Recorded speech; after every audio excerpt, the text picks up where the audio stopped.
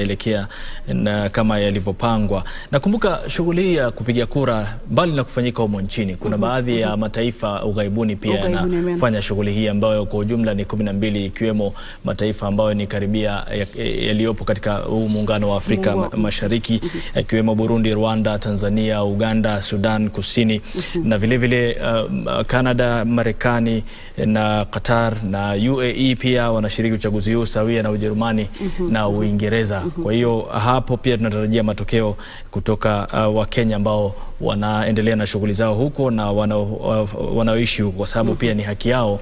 Kumbuka kwamba katika katiba na kisheria ni kwamba wana haki ya kuwa na uraia hacha.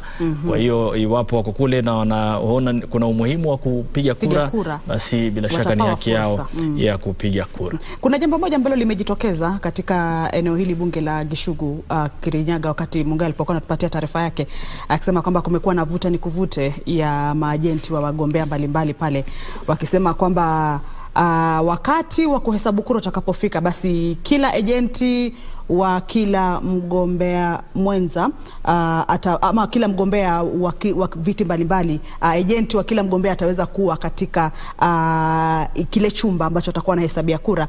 Lakini swali lililoibuka, nadhani IBC hususan katika eneo hili ambalo Mungai alikuwa anatupatia taarifa, ni kwamba wamejaribu kuweka maagenti wengine nje. Manake kama unasema wanawania kiti cha wadi ni 21. Kwa hivyo kama watakuwa ni hao wengi hivyo, kila mmoja kuna agenti wake, nafasi ile kama itakuwa ni ndogo, basi bila shaka itabidi wengine wakae nje wapishane kwa zamu, hawa wakitoka wengine waingie. Lakini IBC alikuwa amesema kwamba maagenti wote wataruhusiwa kuwa pale ndani bora una kibali. Manake walikuwa wanafaa pawa kibali, kwamba si utakujitokeza tu pale uende kusema mimi ni agent wa mtu fulani uingizwe na bado hauna kibali. Hili swala la mawakala limekuwa tangu kitambo. Vyama vinalalamika kwamba baadhi ya mawakala wao hawajapewa fursa ya kushuhudia shughuli inavyokwenda, lakini ni baadhi ya changamoto, kwa sababu mawakala wakiwa wengi basi na sehemu ni ndogo, inakuwa pia mtihani wao kufuatilia. Lakini cha msingi IBC imesema kila wakala ambaye amethibitishwa kwa wakala kupitia stakabadhi zote zile zinazohitajika na IBC atapewa fursa sawa ya kuhakikisha kwamba anafuatilia shughuli ya kura na pia hesabu ya kura inavyoenda kwa mujibu wa sheria, na vile vile kumwakilisha yule ambaye anamfuatilizia zile kura zake. Lakini mbali na hayo ni kwamba cha msingi kura zilianza kupigwa mapema leo katika vituo vingi maeneo tofauti humo nchini, na Tana River kumekuwa na shughuli pia ambazo bila shaka zimepelekea wengi kutekeleza haki yao ya kidemokrasia. Kuna picha ambazo zilipigwa hapo awali kuhusiana na shughuli hiyo. Tunaona masanduku ya kura yapo pale. Hizi ni picha za awali tangu asubuhi ambapo watu walipoanza kujitokeza kupiga kura. Huko ni katika kaunti hiyo ya Turkana ambayo tulisema ina maeneo bunge Tana River au kumradhi, ambayo tulisema kwamba ina maeneo bunge na madarasa maalum ya kupigia kura. Nashukuru sana wakaaji wa Tana River bado wanajitokeza kwa wingi na hamu ya kupiga kura, kwa sababu mara hii tunataka kukomboa Tana River County, na watu wengi sana vile mlivyoona kuanzia asubuhi saa 11 wengine walirauka kuja kujitokeza kupiga kura. Kwa hivyo tunatumai ya kwamba tutapiga kura ya amani, kwa sababu vile mlivyoona hakuna mahali kuna shida Tana River. Alhamdulillah, tutapiga kura ya amani, tutakupiga kura ya maendeleo, na tunaamini ya kwamba ushindi ni wetu, na insha Allah nyinyi wenyewe mtajionea matokeo. Watu wamejitokeza kupiga kura vizuri, ndio mnaona vile mnaona watu wanakaa kwa jua na wanapiga kura kupiga kabisa, na tunaendelea vizuri na usalama iko sawa sawa.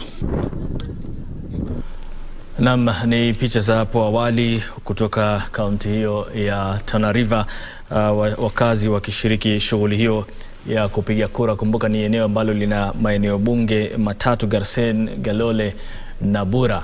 Kwa hiyo mbali na huko, basi kuna sehemu nyingine ambazo bila shaka shughuli hii pia imeendelea.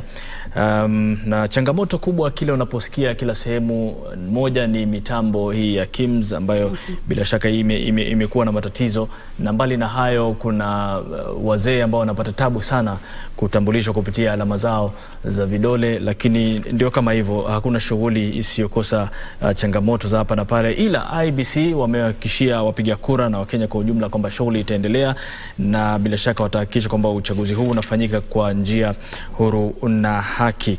Na mbali na hayo Kamche, kuna masuala ambayo bila shaka yanaibuka kuhusiana na hali ya hewa. Unajua wengi wamekuwa wakizungumzia hali ya hewa katika maeneo tofauti. Umeona Kirinyaga vile watu walivyokuwa wamevaa, wamejigubika kwenye nguo nzito kuonyesha kwamba, na pia Nyeri alipokuwa mwenzetu Kevin amesema kwamba yani picha tu zinakuzungumzia kwamba hali ni baridi. Kwa hiyo huenda kwamba nyuso za watu hazingai, manake kama kijua kimechomoza huwa nyuso za ng'aa, lakini kama mvua yanyesha pia kila mtu yajisikia kama ajifunike ama ajifungie. Ndio, lakini ndio kama hivyo, mambo yanaendelea kama yalivyopangwa na wafanyabiashara katika maeneo tofauti. Kwa mfano ukipita eneo la Mavoko, maeneo ya Sio Kimau, maeneo ya Katani, kuna baadhi ya wafanyabiashara wameona ndio eneo la kuvuna, kwa na wameweka biashara zao, wameweka chai na kahawa pale tangu alfajiri, kwa sababu walijua kwamba kibaridi hiki lazima watakokuja kupiga kura hapa watahitaji kitu cha kunywa na labda kile cha kutafuna kujaribu kuifukuza baridi. Kwa hiyo imekuwa angalau baraka kwa baadhi ya wafanyabiashara ambao wamekuwa wakifikiria mbele. Na tukizungumzia hali ya hewa ama hali ya anga mekihiji baridi. Sasa Harith, nataka tumpeleke mtazamaji moja kwa moja hadi Limuru. Huko ndo kwenyewe. David Karanja yupo katika eneo la Limuru. Karanja, sijui kama unanipata. Hali halisia huko iko vipi? Taswira kamili ni ipi? Tumezungumza na wanahabari wenza walioko maeneo tofauti, wametueleza kuhusu idadi ndogo, wakataja kuhusu kijimvua ama kijibaridi kimetatiza wengi. Sijui wewe huko Limuru ambako sasa ndiko kwenyewe utatuambia nini, David Karanja?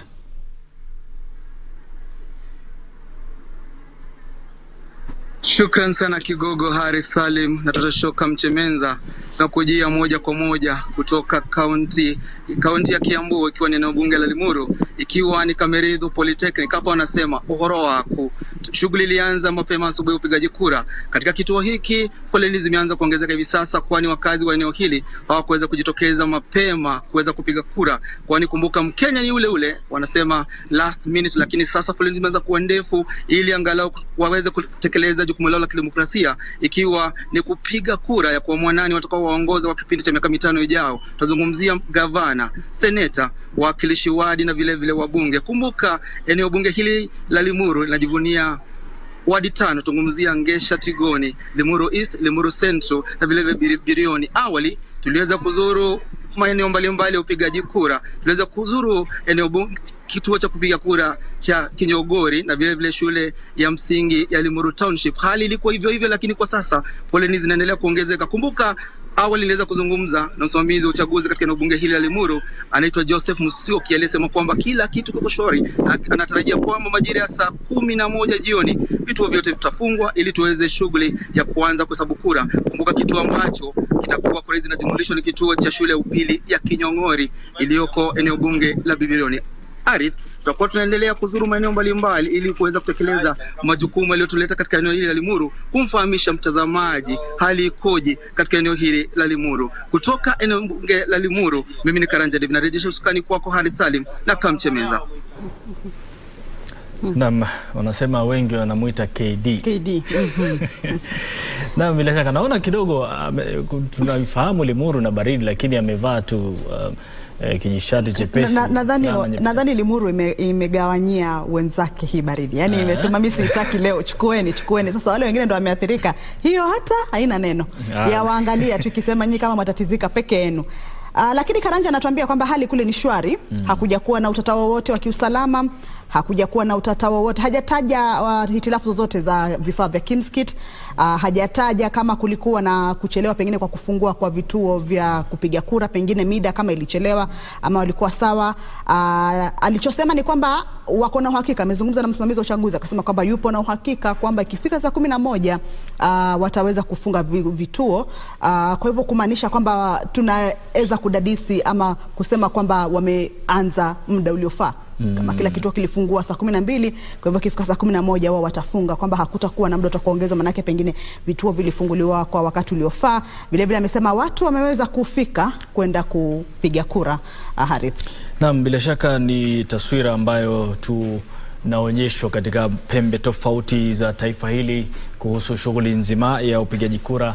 Tunafahamu kwamba ni shughuli ambayo imekuwa ikisubiriwa kwa hamu kubwa, na hii leo wengi wamejitokeza asubuhi, na katika baadhi ya maeneo wamelalamika kwamba idadi ya watu bado haijaridhisha mpaka sasa, lakini wana matumaini kwamba huenda wengi wakajitokeza nyakati za mwisho. Kama ninavyojua kaida ya Mkenya, anaweka vitu mpaka nyakati za mwisho, ndio anasema kwamba okay, sasa mimi ndio acha nikafanye mambo. Hata katika mlo pia kamche.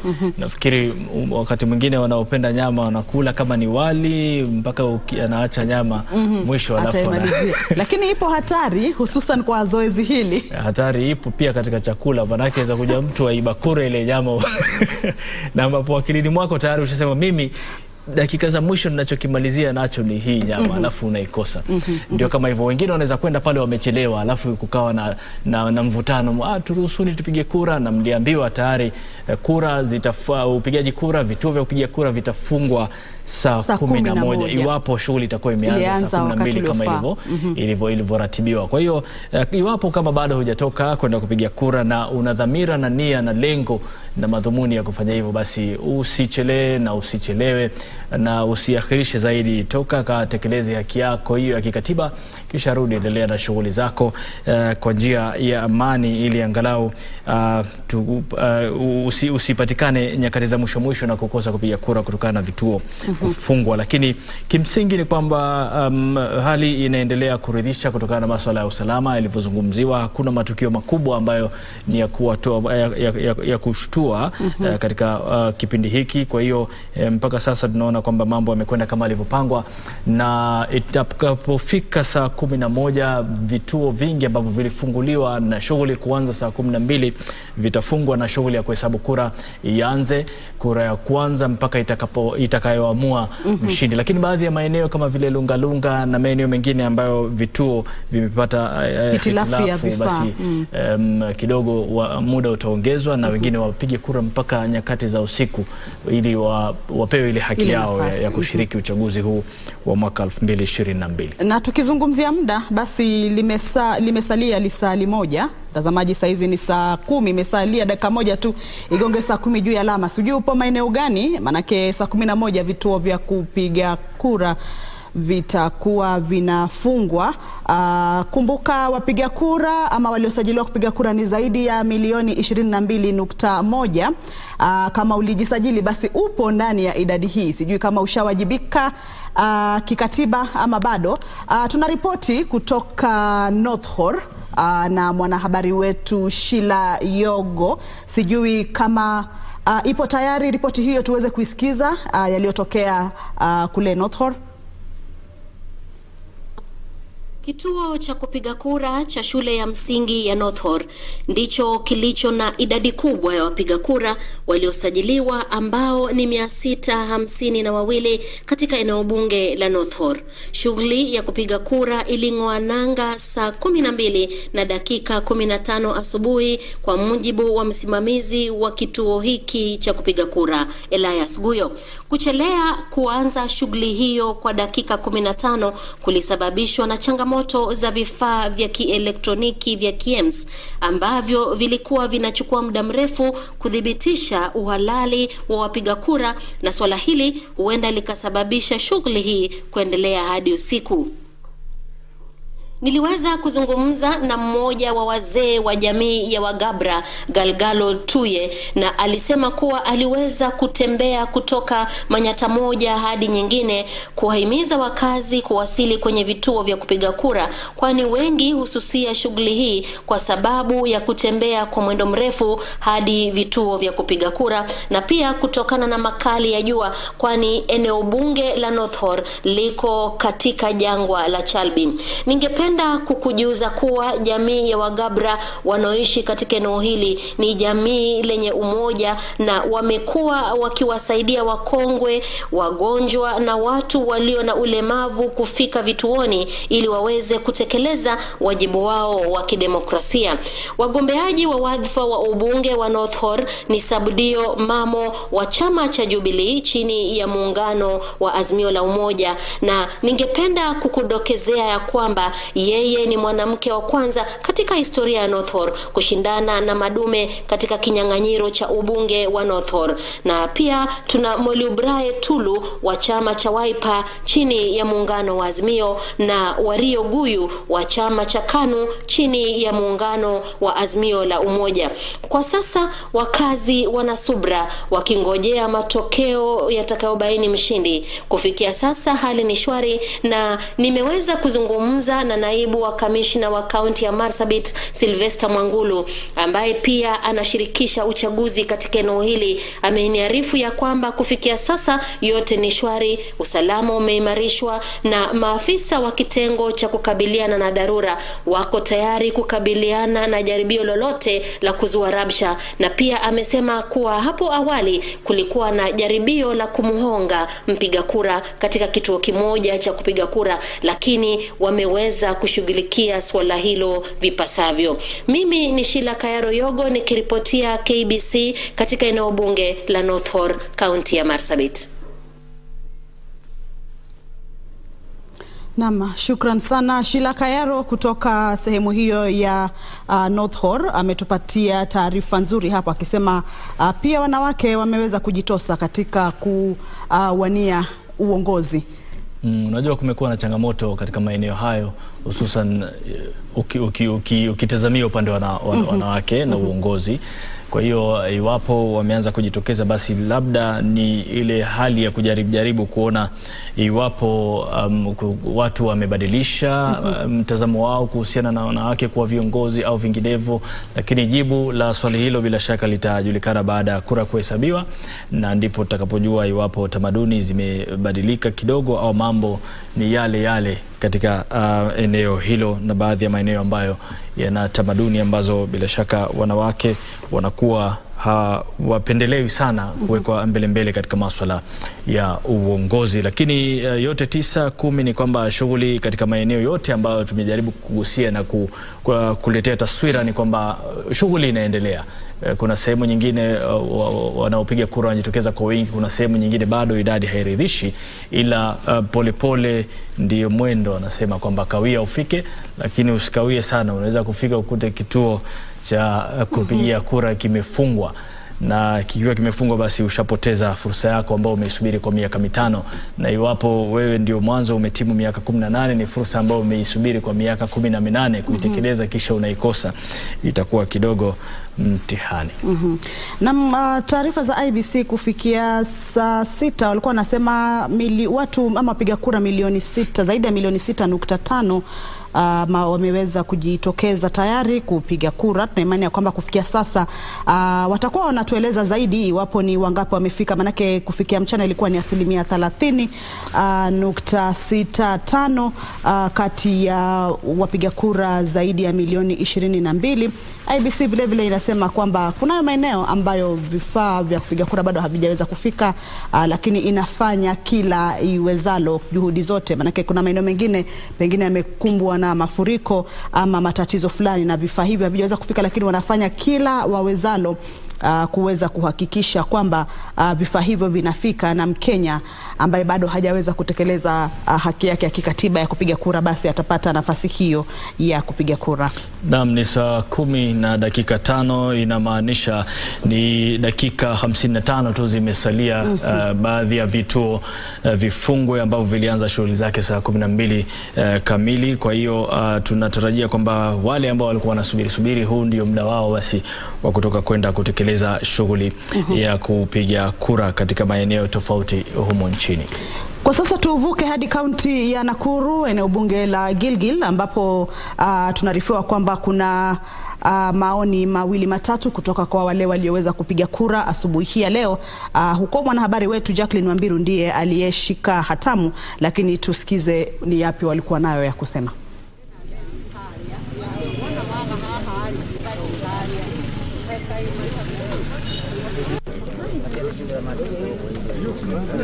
Napenda kusaidiwa, ama kuna wengine kama mimi hamjapata jina, so I'm very confused. Sasa nimekuja hapa kupiga kura, sipati namba yangu. Namba wameandika namba kidogo, na hata mtu za zingine hata hawezi kusoma hizo namba. Sasa nauliza bona hawakuweka vile walikuwa wameweka last time. Hata sasa watu wengi, hata kuna wenye wanarudi nyumbani juu sasa wameangalia majina yao wamekosa. Sasa tunaomba vile wataweza kutusaidia tupate majina yetu. Nimekosa jina yangu, nimeitafuta kutoka 6 mpaka saa hizi sijapata jina yangu. Naomba usaidizi niweze kuvote. Nimetoka mbali, kura yangu ni hapa. Naomba usaidizi kwa IEBC wakuja watusaidie tupate majina, kwa sababu wameandika na tunaba kidogo, na hiyo wakati mwingine tulikuwa tunaandikwa na namba capital letter, na unaambiwa kwa ile namba kwanza unatangulia kuenda naye.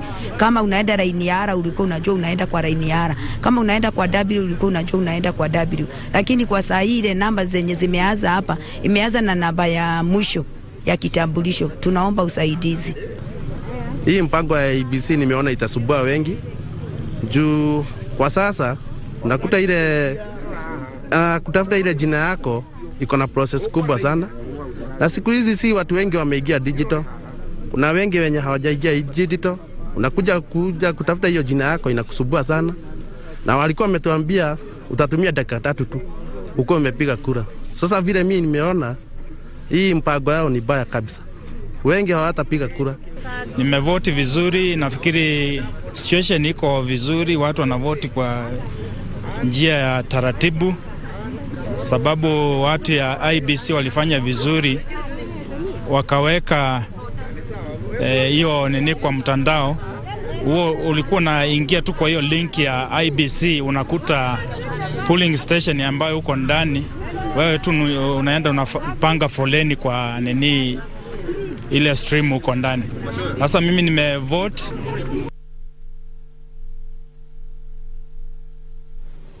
Hai, mtazamaji, ni maswala mawili matatu hapo yanaibuka. Harith, tunaona kwamba hili swala la vifaa vya Kimskit, watu kukosa kuonekana majina yao katika kifaa hicho cha Kimskit, ni swala ambalo tumeona limeshuhudiwa katika vituo vingi vya kupiga kura.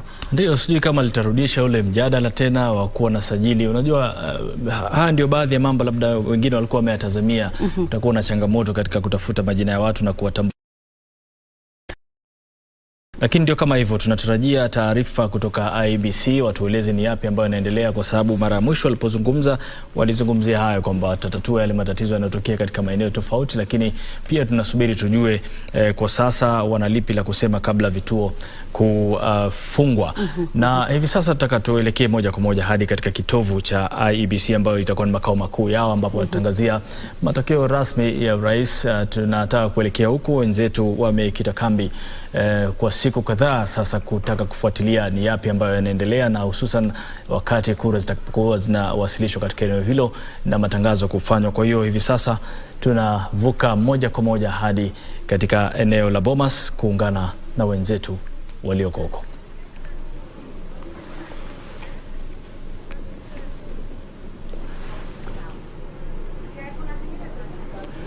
So Dr. Kakangu, Harith Salim na mwenzangu Kante Menza mkiwa pale chumba cha habari cha KBC. Sisi tumekita kambi hapa katika Bomas of Kenya sasa tukitazama vile mambo inavyoendelea hapa, na sasa tunataka kugeuka sasa tuongee lugha ya Kiingereza kidogo ama kimombo ukitaka. And so asante sana, we shall be linking up later. Thank you very much indeed for your time. And we are here at the National Tallying Center, Bomas of Kenya, where the attention is now slowly but surely turning up to this place where now officials of IEBC have laid out an elaborate procedure or system to ensure that the results of the presidential candidates are trickling in starting this evening. And of course, the tallying process is also expected to start later on this evening. You know, at about 1 o'clock, there was briefing by the IEBC Vice Chairperson, Juliana Cherera, who briefed the nation on what so far has happened, and she said that IEBC so far is very happy with the voter turnout and of course the number of people who have turned out. And at that point she was talking about 6.2 million people who had turned up to vote, or people who had voted actually, which translates to about 30% of the total registered voters in the country, of about 22 million voters. They're expecting this number to pick up later in the day, bearing in mind that voting stations are expected to close at 5, which is about 45 minutes from now. And so you would expect that the numbers have increased significantly going forward. We are expecting a briefing from the Commission later on this evening, and of course they will be updating us on how the numbers are looking at. And of course they will also be addressing the issue of the widespread failure of Kenya Integrated Management System, or KIEMS, Electoral Management System, KIEMS. And so far, it's around 1 o'clock, Cherela said that about 200 KIEMS have so far failed out of the 46,229 KIEMS that have been deployed for this exercise. And I was talking to one of their senior technologists, and he was telling me that their failure rate is about 1% out of a global failure rate of about 2%, which is like the global benchmark. And so they're saying that they are still within the failure rate threshold. And of course, this is a number that they are hoping that it is not going to grow going forward. So a lot of action is expected here this evening as numbers start to trickle down here at the National Tallying Center, and that's why we have come to here to ensure that we give you a blow-by-blow account of what exactly is happening here. As usual, I'm not alone here. I'm accompanied by a team of in-house or resident analyst. That is Dr. Charles Mbogwa. He is an organizational leadership expert joining us, and he has been with us here at the Bomas of Kenya since we started this live broadcast on Saturday. Thank you very much indeed, Dr. Charles, for your time again. Thank you. And of course, Dr. Fred Ogola is also a public policy analyst. He is also joining us. He has been with us actually, and so thank you very much indeed. And of course, you were telling me that you drove all the way from Bondo, which is in Siaya County, to come back to Nairobi so that you can talk to Kenyans. I mean, that's a very high level of patriotism. 500 kilometers. 500 kilometers. Yes. Can you first of all give us a brief of, I know you were telling me that you managed to walk around and see a number of voting stations. What impression did you get? The impression I got is that the preparedness of IBC in the areas I went all the way from Kisumu Polytechnic, where I was there evening when they're receiving all the materials, and they were clearing everybody to ensure that all agents, media agents have entries, and people are briefed about the process, because they realize that people normally get jittery when they don't understand the process. Mm-hmm. That was well done. I was actually down to Ugenya later on, Ugenya in Siaya County. I went to a polling station. I went there later in the evening. I found them having team meetings to discuss. In Ralak, there are 3 polling stations. Each team was briefing each other to say, you want to work at a team to deliver credible results, credible election. That was what I had happening. In the morning when I arrived there at 5:30 in the morning. They kept time and they did not allow us to vote, though I was pushing. I want to vote now and go to Nairobi. They told me we'll follow the law because Kim's kit could only turn on at 6 a.m. and that was not acceptable. You could not do anything. So when it came to my watch, I checked my watch. It was around 6 o'clock, but I think theirs was set like 3 minutes after 6. And at that time, it turned on. Everything worked only at that time. So actually, you can give credit to IBC's Kim's kit that they worked. The process was very good. It was elaborate. It was very easy to tell the ballot papers, the color ballot papers, the color of the ballot boxes, and it was smooth. And I'm sure I saw so much crowd standing outside there waiting to vote. I think I saw a lot of people waiting. When I went to Sega polling station, which is the epicenter of Ugenya, by 3 a.m. in the morning, the whole field was full. They are waiting to vote. You know, Ugenya is not, Ugenya turnout could be higher because remember that there are 3 parties contesting. There's UDM there, there's MDG, and there's ODM fighting all under Azimio. So you could tell that every other party mobilized their members to come and vote. And maybe I was expecting areas where we have so many independent candidates, so many other parties fighting with the main party, we expect to see more a turnout with what I saw in Ugenya, if that is anything to go by. Very well. And still on your case, I mean, when you compare the process that you went through today vis-a-vis the process that you went through in 2017, did you see any comparison? I saw this learning. So even if we can criticize IBC, I'm sure we shall still critique them anyway, but you could see some learning took place because I saw that the presiding officer was very clear this time what he was to do. And the person handling technology was very clear what to do. And there's a time when something was not happening, they didn't panic, they made a phone call to the office and they did a setting on the back end, which means that even if in the polling station when there's a problem, there's a lot of back end assistance that they're put in place, because you could see that. And at the same time, because also Kenyans went to this process for the first time, maybe in 2013, 2017, this time people are more calm and they could expect what to see, and therefore that made it very easy for them. Yes. And when you interacted with the people there, what was their reaction as to the process? Well, first of all, I saw that there was a lot of cooperation. Because for these results to happen, O'Brien, every Kenyan need to really cooperate. For example, the polling official must cooperate with the voters to cooperate, with the candidates cooperate, with everybody in the ecosystem must cooperate so that we can have a credible election. So I could see that spirit was very much there. Of course, you see that is a stronghold for Azimio, and they are very expectant, and therefore you could see them ready to do anything just to get their vote cast. They could cooperate anyway. You know, when stakes are very high for you, I'm sure on your wedding day, even if you're told to kneel down, you'll kneel down as a man. Later, it's harder to kneel down. Well, let's now turn on to Dr. Charles Mbogwa. I know you voted at Ruai polling station. This is in Mohori Moshiri, to be specific. Mohori Moshiri Secondary School. Secondary School. Yes. In Ruai, yes. That is Kasarani constituency. Yes, yes. And bearing in mind that Kasarani constituency is actually one of the most populated constituency in this country. So you'd expect a lot of you'd have a little bit of challenges there, you know, compared to other smaller constituencies. Was this the case?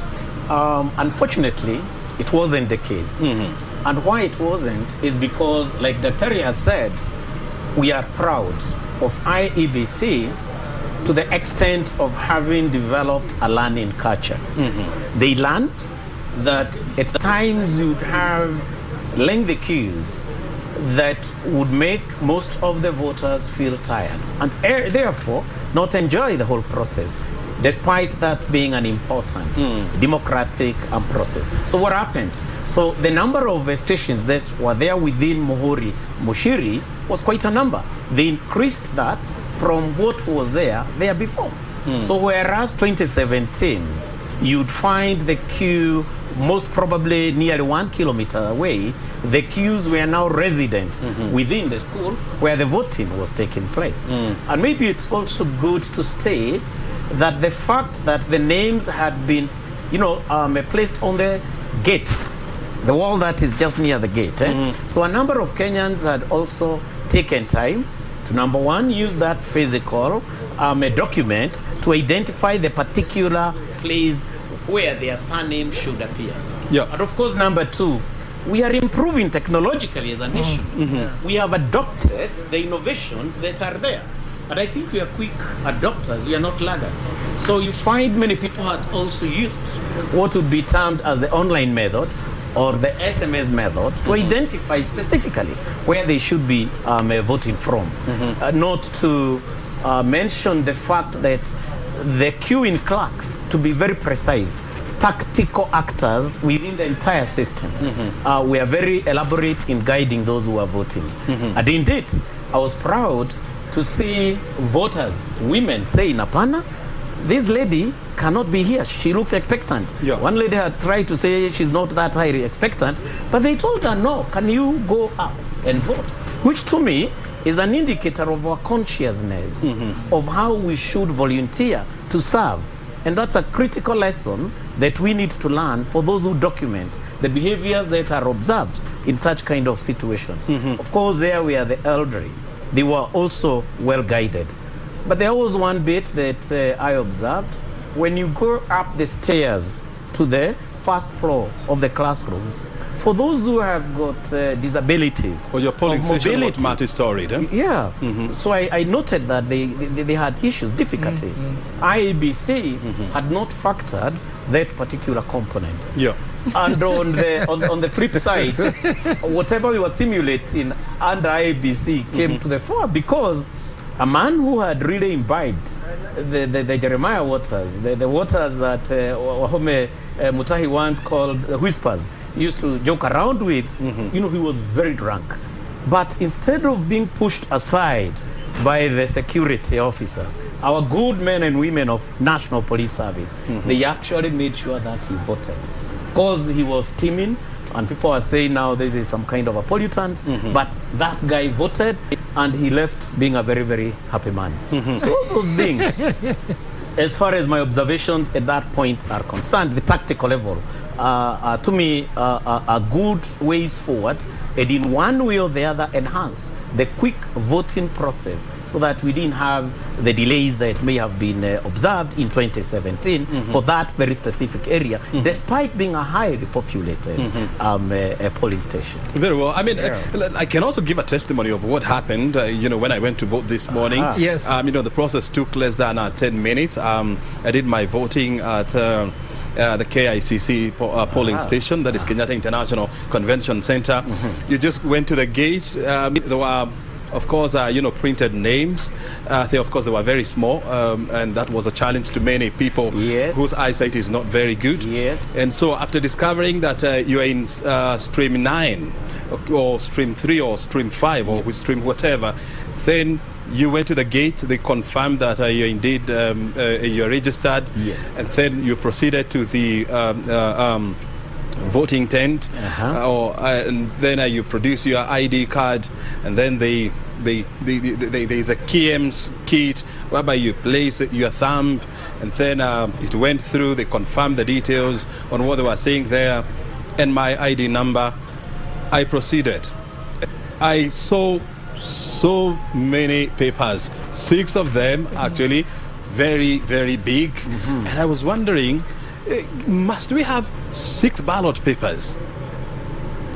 Well, of course, there was a discussion here around the issue of this number of ballot papers, but in fact today even I had Wajackoyah making a comment that if he was to become president, other seats could be done on another day, presidential could be done in a separate day. That was his suggestion. But you see now, for efficiency's sake, just logistics of bringing things to the ground, you can understand why we may have to do 6.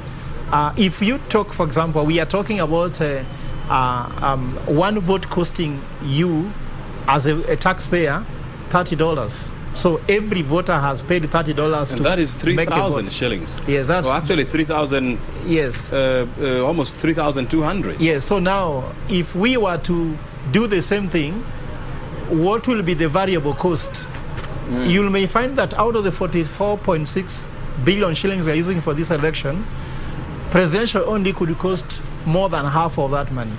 So then it does not make sense to make this look like almost 70 billion shillings to vote the two these seats, local regional seats and the presidential seat. You know, Dr. Charles, you know, Yes. as an organizational management expert, I mean, when you are holding those 6 papers, of course, the one for MCA, to me was like 4 times the size of the one for members of parliament. That must we use so many papers, 6 of them ballot papers, you know, to vote? Is there any way that that whole process, you know, can be streamlined to ensure that we don't really have to print so many papers, 6 of them, that we can do things using just one paper? Alluding to what Dr. has talked about, the idea of staggering the elections has been floated. But remember, it would take us to an amendment of our electoral laws, because that is one of the key things. And certainly, as we are aware, there is a cost function in that, bearing in mind that then it will take us to a plausible referendum. Number 2, we know that we have had an increase in the number of independent candidates. And that has, in tandem with what you're talking about, resulted in an increase. So, number 1, tedious it is when you give that particular character whose eyesight is failing, and he or she has to go check in on which number it is, because we do not have prior knowledge of my candidate would be this, so that if it is listed number 6, I would go directly to number 6. If such a thing was there, then one would be knowing that number 6 would be my candidate for those who are numerate, again, because it's not everybody who may be in a position to count. And remember, our constitution is quite clear on inclusivity. So to a certain extent, though accepting that we can come up with innovations to certainly address that, so that most probably then it will be a booklet. Then from that booklet, you can pluck and then insert it, the relevant ballot box that you should be having. Because even holding them, and I'm talking from an inclusivity perspective, one may be having issues with their hands for that matter. But just to catch up on this, yes. I saw during nominations, for party nominations, remember I ran for Ugenya seat looking for ODM ticket in Ugenya. You did? Yes. Okay. In the Kim's kit which were used for ODM, there was no ballot papers. Once you put your finger and you are now checked to confirm that registered as a member of the party and you can vote in that polling station, they brought for you the name of MCA. Then you pick the one you want, that one you voted. They brought the one for MP, you voted. Women rep, and that you voted. Which means that it is possible. The only thing, as I told you before, technology has a challenge with us, that once you over-rely on technology, verifiability, the transparency of it, so the cost of trust of this election makes us actually to have those ballot boxes, because in case there is any dispute, you cannot count fingerprints, but you can count ballot boxes, and that's why we have to go to the ballot. Technology is the easiest way to solve that paperwork, but we have to do. For example, you see, for example, even as you're a lecturer, I'm a lecturer. When you go to my office, you will never find books in my office. If you tell me move from your office, I'll move with my phone, laptop, and a few things, and I'm done, because we have automated it. But this is where no one wants to check whether my books are okay. There is no one who wants to verify what I'm doing. But in an election process, which is highly contested this much, the cost of trust makes us to have this burden of having to have all these uncomfortable, if you like, materials. And this is the cost that we have to pay, or we are paying as a country, because of what you'd call our trust deficit in our institution and in us as a public. Because we have seen countries whereby, I mean, for you to vote, you don't need any document. You just need to go to the polling station, you identify your name, and then you go to an electronic machine, and then you press a button, the names of the candidates will come out, you just click, and then you exit. But they don't have to paint your, your fingers. Look at my finger here, looking blue. Now today you are looking at, you look like you did Q-text, but look at the question you ask I don't think we tackled it when you asked, why should it be 6 papers? Why don't you have 1 paper? Because 1 paper can actually have where you tick for each. Now, when it comes to counting, logistically it will be difficult. Then secondly, remember the joke we were making the other day, that according to the law, you cannot put any other paper apart from the ballot paper into the ballot box. Now, why do they do that? Exclusivity to all these things. I remember in the polling station, there's agents for the MCA, for women rep, so everybody is protecting a certain ballot box. Other ballot boxes are not important to them. So everybody has their own ballot box. So I think that system, maybe as inconvenient as it may look, it has always been able to verify, to make it look transparent, and to make it look audible and accountable. But can it be improved? Of course. Actually, that is for example, I have a paper here. Yeah. Okay. What if you are to divide this paper into 6? Yes. Okay. Yeah. Small papers that are a paper that you can just what do we call this? That you can just tear. Yeah. If it is for example, yes, you put the perforations. Yeah. Exactly. That's what I was looking for. Yep. It's a perforated paper whereby if it is the president, the governor, or anybody else, I mean, they are all listed here. So what you just need to do is to tear the perforated lines. Yes. Okay. If it is for the governor, you put it in the governor's box. Why can't we do that? What I would say is this. Number one, thank you for asking that question. As Albert Einstein said, never ever lose a moment of holy curiosity. Yeah. So you are taking us to curiosity. Is this the way we used to vote way back in 1970s? Probably we know pretty well we didn't have the teams. And the journey of Soichiro Honda, and he must be dealing with Soichiro Honda in the business school at Strathmore, was the journey of continuous improvement, a Kaizen approach. KBC has had its fair share of continuous improvement. So we are in a position to ask these questions so that in the next 15 years then, we shall have innovated particular approaches to the same by first addressing the issue of trust. Remember, the worst moments this country has had, other than when we are agitating for change, are moments pertaining to election violence. And if then the stakes are such high, courtesy of mistrust, then we are saying, as a country, we need to start walking this journey. How does it start? So that it is a subculture, so that we can trust. This is where we ask ourselves, how then do we drive the next generation to undertake their processes, procedures of coming up with election processes at Strathmore University, at the University of Nairobi, at Muhuri Mushiri Secondary School, so that we start inculcating those values of practice that enhance authenticity. Because why do we become opaque as a country? So that you are given a KIM, you want to study it so that you can use it for what would be termed as electoral malpractices. But that is not easy. But Dr. Charles, let me ask you. Yes. Those who contest election, let me ask you honestly, I've been a politician, I've contested election. Yes. Do you think that politicians in Kenya really want a credible election at the bottom of their heart? A good question. And do you know how much influence they have in determining the laws, the rules, the regulations that govern the election?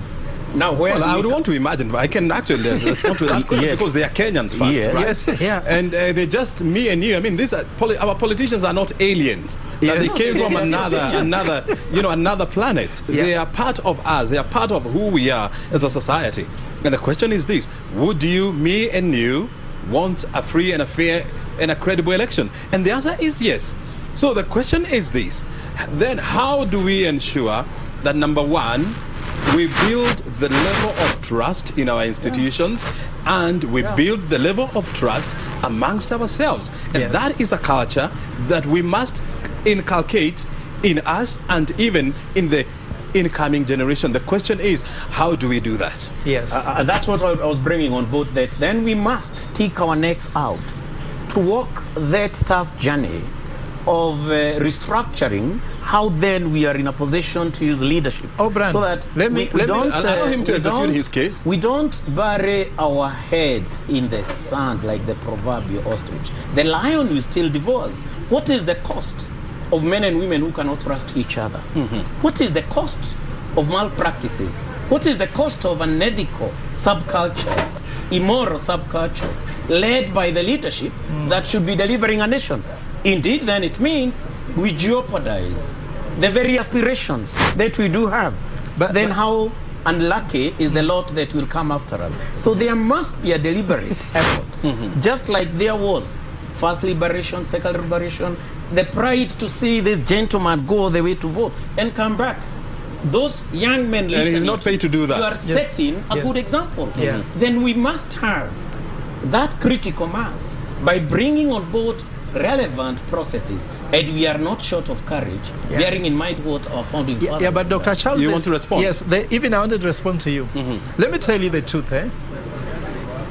Mostly politicians, when you are going through elections, start by saying, how can I get it even without going through it? How can I get this seat even without contesting it? Is there any shortcut? Yes, is there another thing I can do? You guys, there's a book I've written, maybe if you allow it, we will bring it here, maybe this week, on dynamics of political strategies in Africa. And in the mind of a politician, the beginning was saying, can I steal this? For example, you want to go to a queue, people say... But I don't want to believe that that is the case across the board. No, I'm telling you that there's a mindset there, because what's happening? Do you know that when I believe that you may not want to do the right thing, will I want to do the right thing? It's called the prisoner's dilemma. Who will blink first? If you want to go through a credible election, and you know I don't want to go through a credible election, what do you think first? How can you even have a game where we should not even have a credible election, both of us? Because look at here, party nominations, are they credible? And you know, the political parties, the political leaders who manage political parties want to govern a state effectively and efficiently, and not able to govern their own parties effectively and efficiently. So what I'm trying to tell you here is, if we know politicians, if Raila said, I want this change, you will say, why is he doing that change? Is there something suspicious? And vice versa. If Wajackoyah says, I want this, Mwaure'S will say, maybe Wajackoyah wants to rig election with that. So, having said that, I'm bringing to you the point, with that question and context, do you still believe that all of them wanted to go through this election by saying all of us want a credible election? Because the thing is that you don't trust the other party will behave in good faith. For me, you know, if I was asked the same question, I mean, I would say this: look, trust is a culture that you develop. It is something that you impart to people. Why do we have police officers guarding our exam rooms in primary schools? Why do we have invigilators frisking us as we enter into the exam room at such a tender age? It is a sign that even ourselves at a tender age, we cannot be trusted. Yes. Once upon a time, I was having a chat with a man of God, a pastor, and he was telling me that he had just come from an exam room. And I asked him, so what happens when pastors are having exams? Because you would expect these are men of God, men and women of God, so you would not expect any cheating.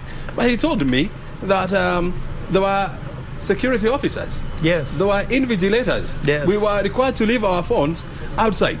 What does that tell you about us? Brand, don't even go far. Have we ever gone to church and the pastors have arranged for security on how to protect Sadaka? Well, that one you may argue that robbers can not come in. Really, not only, but also that even the people picking the boxes and taking them wherever they're going to be counted, they must be escorted by a third force. Now, I'll give you a very example. Maybe this is very good, not very good for me, but I'll give it. When I came to Strathmore, when we were a small community, we used to go to the restaurant. I think we eaten within Strathmore. You would serve your food, go eat, then come and pay on your way out. But as we grew in large numbers, we found out that that was not happening. So then it came to a process whereby now there are barriers where you have to pass through with your food, then pay, and then you have to give a receipt and someone will check. So Strathmore is a very repeatable university. We are a very value-driven organization. But we also found that trust has its own role.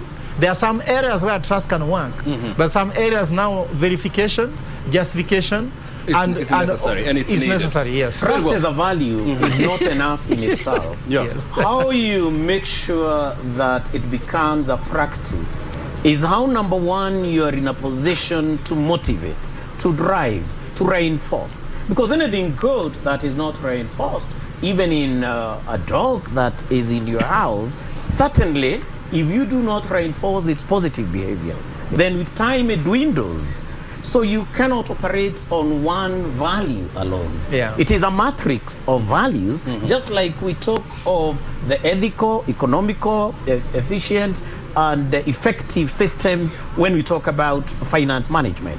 Similarly, then, we must bring on board sets of values that can now reinforce each other. That matrix can have that push, because truly we need to have hygiene in our political perspectives, and I do agree with you.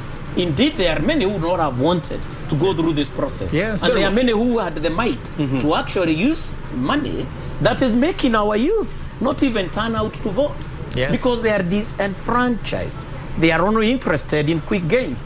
And when you have a generation of that caliber, then future generations and the nation is highly vulnerable.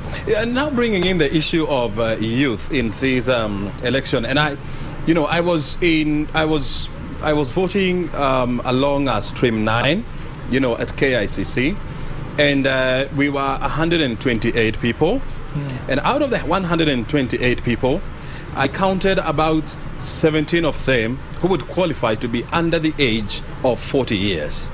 That, to me, is a very small number, bearing in mind that this country, 70% of the population is below the age of 40. Okay?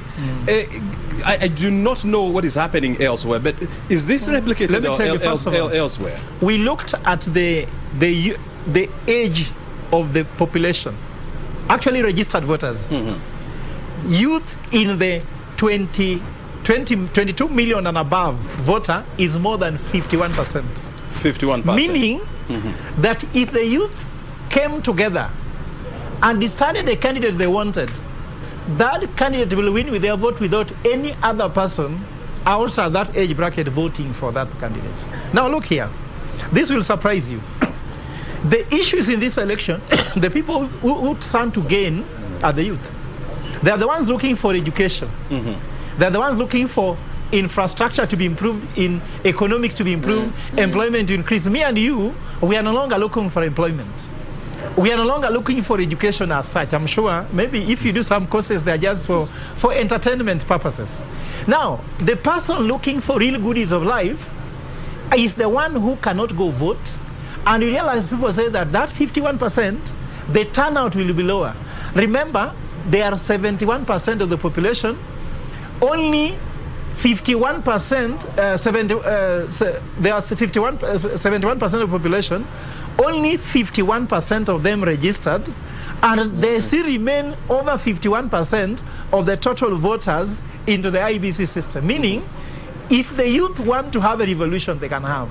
And I'm wondering why, given that they're the ones whose stakes are still very high, they want all the goods of life, economy to grow, infrastructure, develop, and all the rest, they are not taking that. I don't know, it's because of us, or they don't believe in the election, or they don't believe there's a good option to vote for. Was the case replicated in where you voted? I can tell you, in areas where there is a candidate who is running for president, dynamics a little change, and you could see this will also happen much in Rift Valley. I can predict to you, like now, I've had a lot of outcry that Mount Kenya has turned out very poorly in this election. Those are just some information I get, some intel I get. I cannot disclose from which. And of course, they are not official. They are not official. Those are just intel. Maybe because of authenticity. But you can find that if you go to areas where there was no presidential candidate coming from that region, the voter turnout will tend to be low, and the youth will even be less. So if you go to Ugenya, Siaya, Bondo, that area, we will look for people to vote almost to the last man. And we realize that areas, for example, Rift Valley may have over 90% turnout probably. Nyanza, Bondo, Siaya will go and hit something like 95, 96. But if you go to Central, that has always voted to the last man, you may find that the youth will have no interest to vote, and the youth turnout will be lower, and actually general turnout will be lower. Those are predictions, but we shall wait and see. We'll be with you here as Kenya decides. We'll see the numbers. They are coming very soon, in a few hours. I mean, he's bringing in a very interesting, you know, conversation here about the voter turnout vis-a-vis the candidates that are vying. Yes. If there is a presidential candidate, then the voter turnout is likely to be high, you know, in the areas where the candidate comes from. Yeah. Yes. I mean, I don't know whether that is scientifically proven, but did you witness the same where you are voting? Into that from an observation perspective. Yeah. And as research animals, observations are very important. I observed, like you had done, that the number of youth was minimal. And I took time. I went to a few places here and there, and I actually observed that there is a very small percentage of youth. That's one. Number two, I noted through that good sampling quickly, and you are able to count in this particular queue, this one and that one, that we had a higher turnout of women than men. Yes. That's the other item. Because it's good to observe this. Of women. Yeah, later we'll capture the raw data, secondary data in a perspective from IEBC, and certainly interrogate it using the diverse models of looking at them, including trend analysis. And that was the other bit. And then it was also quite interesting that I observed a number of very elderly people, very elderly, who are being brought, and they are there using their mother tongues and some bit of Kiswahili, saying we must vote. Not like these young men who are not. I do not understand who is bringing them up, how they are behaving. And so there was a complaint within those queues that there is an issue with our youth, but also bringing on board factors that add weight to how youth would turn up. A key factor, and he has alluded to it pretty well, so that we have weighted parameters within the equation, is that looking at, do we have a candidate from that particular area? Yes. Not just one county, but a region. For example, the former provinces. Yes. So when you talk about Rift Valley, without even going to the counts, truly so, that is the practice. Yeah. If you go to Nyanza, yes, you have said it 95%, quite high, but if you go to Mount Kenya, and I do agree with you, the numbers are miserable. And let me just tell you a spin, Now, O'Brien, let's spin these numbers, like these numbers turn out, against strategy. Now, if you look at the two candidates running for presidential seat, there was one that was banking on the young people because of the narrative. Hustlernomics, Hustlernomics, bottoms up. It was appealing more to young people. It was very entertaining to young people. But you see, Azimio appealed to people from 35 and above. They were his people. Like the elder said, we must go and vote. So if you look at what he has just said, I don't want to go there because people may say I'm on taking sides. We are here as professionals, isn't it? So if one candidate was banking on that youth vote, and that more percent of his supporters were on that vote, we shall see lower turnout among their supporters. Now we are not forgetting about region, about demographics. Demographically, you'll see that the youth that was forming a big chunk, because even TIFA poll showed that, who are supporters based on gender, based on age. They said that 35 and above were more skewed towards Azimio. 35 and below were more skewed towards Kenya Kwanza. And if the issue is that the ones who are skewed toward Kenya Kwanza don't turn out to vote in high numbers, you can already start looking at what are the candidates now themselves thinking against their strategy. I was betting on this, I was betting on that. And O'Brien, as a strategy, we usually classify markets into three. There's what we call a mature market. Mature market is like elderly people. A mature market refers to a product which has been there for long. Then there's what we call a virgin market.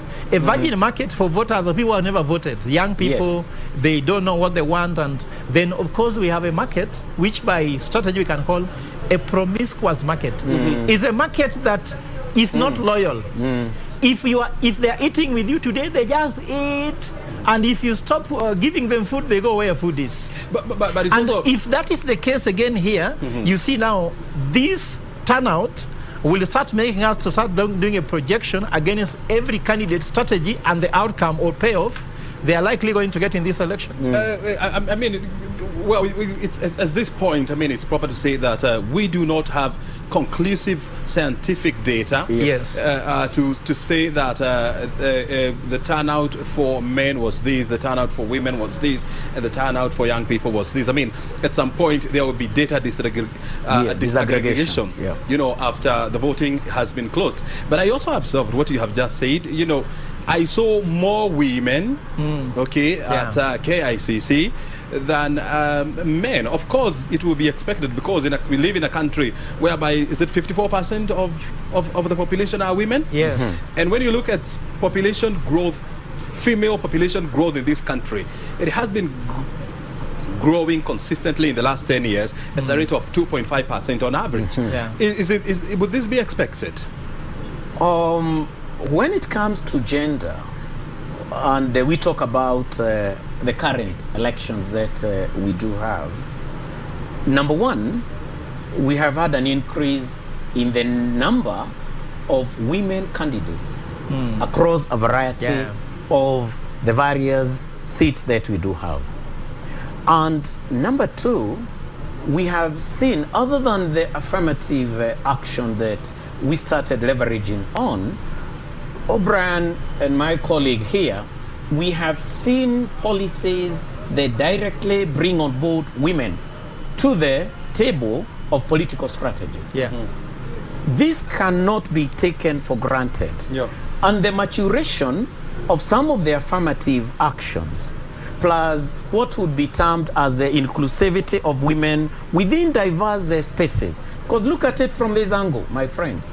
We have had a defense cabinet secretary, a woman. Not one, but actually two. These are facts that you cannot take for granted. Because they move with their mentorship perspective. So they are drivers that we may, as analysts, have failed to take into consideration.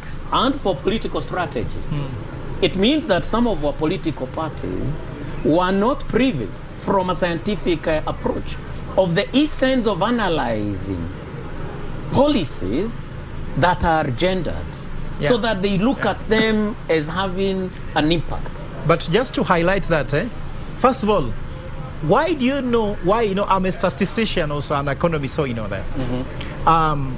First of all, do you know why female gender is higher in numbers, in global numbers, than male? It's from reproduction. No. It is just clear that, first of all, men have higher death rates than women because, like young boys, we do risky activities. Somebody is jumping from a tree down. You know, women did not grow up to take such like risky things. So actually, from fertilization, to be clear on that. From fertilization. That is what I was talking of reproduction. From fertilization, the Y chromosome, to be very precise, and the X chromosome, which one is stronger, as it were? Which one has got more nucleic material? If I would go deeper to elementary medicine, the X one is stronger and therefore fights that battle of this swim. All the way up to the point of from medical perspective, but also social perspective, they tend to go higher. Then secondly, if you look at it this way, O'Brien, why I'm saying that even if we have not received data, data never lies. We have historical data that turnout among women is always higher. When I'm running for member of parliament, we spend more time with women, give them sugar, buying for them omena, because the women are the ones who can take you to parliament. And all the politicians know that. They smell it very fast. And so it is not expected that it is going to change. We expect to see and voter turnout among women being higher than then men. The youth, the turnout for the youth has always been predicted. You can predict it. It's going to be lower compared to to men, elderly, the youth population turnout will be lower. Just like registration for the youth was lower, it's going to happen. So these are things we can project. So if you will have a board on what happened and what is happening and what we expect to happen, you'll see that we won't be very far from what we expect. Very well. And of course, like I said, the other thing which I like what you projected, and I told you about looking at the turnout, yes, we can start predicting using what strategy. For example, Azimio goes for a woman running mate. It's a strategy. Yes, it is. Kenya Kwanza goes for a male running mate. Yes. And you're telling me more women turn out to vote because of female being in elective positions. Are you not seeing the correlation between the strategies, between the turnout, between the gender and demographics into the payoff, which is the turnout and the tally? For me, because we really have to wind up, at some point, because the voting exercise is coming to a close in the next 5 minutes. How minutes? In the next 5 minutes, right? Okay. Yes. And we want to go back to Broadcasting House so that we can get a feel of how the situation is on the ground. But of course, the numbers that we are talking about here, we'll definitely have them before the close of this week. We'll be able to know how many women voted, how many men voted, what is their age bracket, and so much. And at some point, I hope that we'll come back here and trying to analyze those patterns. But I want to hear also from you. I mean, look, based on the information you have now in regard to the voting process so far and the knowledge that you have up to this point, in a scale of 1 to 10, what would you assign IEBC? Who wants to go first? And why? That's an interesting one, because when you use scales then as a tool from a research perspective, there are a number of things I would want to capture, right from technology to communication to logistics, among others. So for me, I would want to be very empirical in terms of bringing on board a structured approach to this. Okay. But I would use a comparative analysis perspective also as one of the parameters.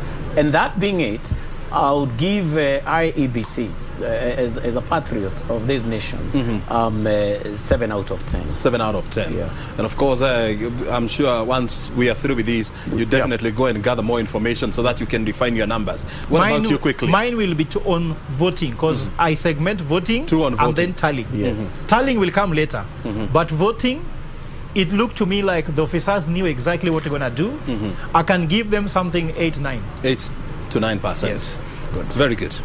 Thank you very much, gentlemen. Not percent. I mean, not scale of 1 to 10. Yes, scale of 1 to 10. Yeah, yes, I get it. So 80%, 70%. 80%, 7%. Yes. Very good. I mean, there's some sort of a pairing here. Yeah. Gentlemen, thank you very much indeed. Of course, for finding time to be with us here. We'll keep on doing these throughout this week. Yes. Thank you. Well, we are here at the National Tallying Center, Bomas of Kenya. We are keeping an eye on what is happening inside there. This is where the IEBC commissioners are camping the whole of this week to ensure that the process of tallying and of course announcing the presidential winner is done within the number of days stipulated by law, that is 7 days. Well, I want to take you back to Broadcasting House, where Kamche Menza and Harith Salim are going to interact with our reporters who are on the ground and tracking what has been happening throughout the day. They're going to give us a feel of the voting exercise, which is actually closed because it was supposed to close at 5 p.m. Let's go back to Broadcasting House. Over to you, Harith and Menza.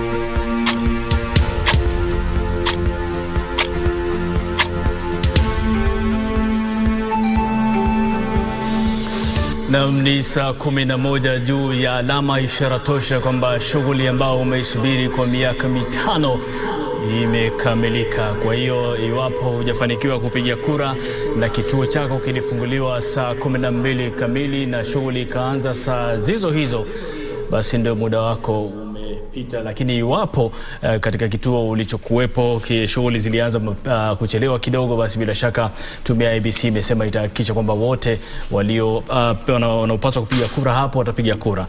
Shughuli imekamilika, hakuna mwingine kuingia katika kituo cha kupiga kura, lakini wale ambao bado wapo ama wamo katika vituo vya kupiga kura wataruhusiwa kumaliza shughuli ile. Lakini malango yote ya vituo vya kupiga kura sasa hivi yamefungwa, hususan vile vituo vya kupigia kura ambavyo vilianza shughuli yake kama ilivyoratibiwa na Tume Huru ya Uchaguzi na Mipaka IEBC. Kwa hiyo shughuli imeisha. Sasa rasmi ni kwamba tunasubiri kura zianze kuhesabiwa katika vituo vile, kuwa na tatizo lolote, lakini kwengineko kura zitaendelea kupigwa, hususan katika yale maeneo kama nilivyotangulia kusema hapo awali ambayo yalikuwa na hitilafu za hapa na pale. Na studio tuna mgeni ambaye tutakuwa tunachanganua naye mawili matatu kuhusiana na shughuli hii tangu ilipoanza na vile vile hadi kukamilika kwake hivi sasa, na si mwingine isipokuwa ni Davis ambaye ni mtaalamu wa masuala ya uchumi. Mbali na hayo pia ni mchanganuzi wa mambo yalivyo, hususan mambo ya uongozi na siasa kwa ujumla. Naam, Kamche, shughuli imeisha. Shughuli imeisha. Waliosajiliwa kupiga kura ni zaidi ya milioni 22.1. Kufikia saa 6 IEBC ilikuwa imetuambia kwamba zaidi ya milioni 6.5 walikuwa wameshajitokeza. Wanafaa watupatie taarifa yao kufikia sasa kama itakuwa ni wangapi, lakini hiyo wamesema ni 30%. Sasa Tayo, sijui kama hii 30% kufika saa 6 wewe unaionaje? Unaona iko kwa chini? Manake Wakenya wengi ripoti tulizozipata ni kwamba foleni zilikuwa na watu wachache.